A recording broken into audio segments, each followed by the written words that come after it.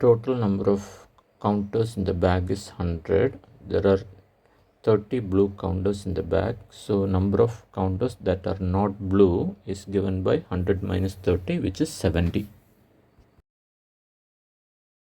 Probability that the selected counter is not blue is 70 by 100 or 7 by 10 or 0.7.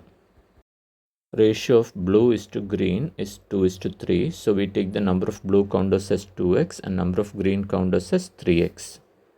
There are 30 blue counters, so 2x equal to 30. Solving, we get x equal to 15.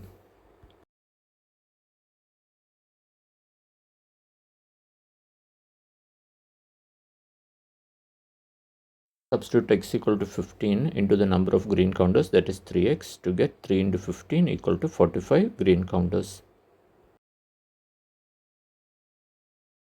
Total number of counters is 100.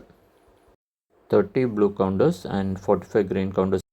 To find the number of red counters plus number of yellow counters, subtracting, we get 100 minus brackets 30 plus 45 equal to 25, but 25 is an odd number and cannot be divided into two equal whole numbers.